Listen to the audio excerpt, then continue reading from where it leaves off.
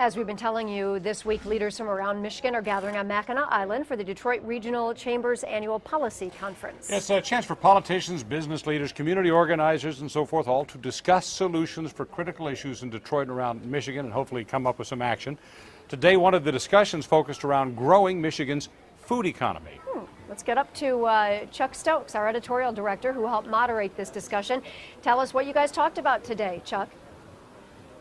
You know, they talked about a lot of things from education to politics, but one discussion was one I had never seen at this conference before, and that was about food and agriculture and the role that that is playing in growing our economy and growing this entire state. And one of the panelists was Dave Zilko. Dave is vice chairman of Garden Fresh Gourmet, which is based right in Ferndale, right in our own backyard. And Dave, talk to me a little bit about how that is playing a major role in growing Michigan's economy.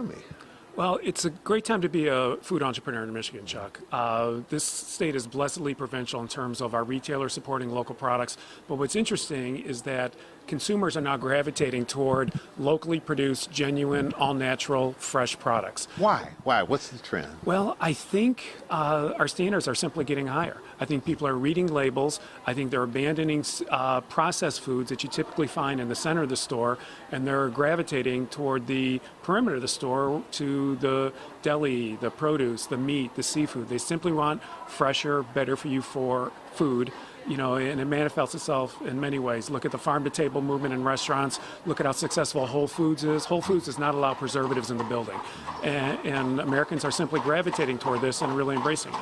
You've been growing by leaps and bounds. There was a time when your partner was almost bankrupt. Now you're in every Costco's around the world, actually, and so many other stores. What do you see as the future? Well, I can see this trend continuing of fresh, all-natural food. Garden Fresh was founded in the back of a small restaurant by Jack and Annette Aronson in 1997. Fast forward to today, we're the largest brand of fresh salsa in the United States, by far, actually. So I don't see this trend reversing itself at all. I think people are going to You don't think this is just a quick fad? Not at all. My favorite example of that is if you've ever had Bell's Beer in Kalamazoo, one of my favorite Michigan local craft beer companies. It's just fantastic. You're not going to go back to Budweiser after that. This trend is permanent. It's here to stay. It's been happening in Whole Foods for a decade or two, and the rest of the country is really catching up with it. One thing that your organization does, your company, as well as some of the other niche businesses that have come into our market, is that you give back a lot to our community. How much does that have to do with helping your bottom line? You know, to be honest with you, the bottom line is secondary for something like this. Jack and Annette Aronson are, and me and our other Garden Fresh partners, this is what's happened to us. We're a $110 million company. We're by far the biggest deli supply company in the United States.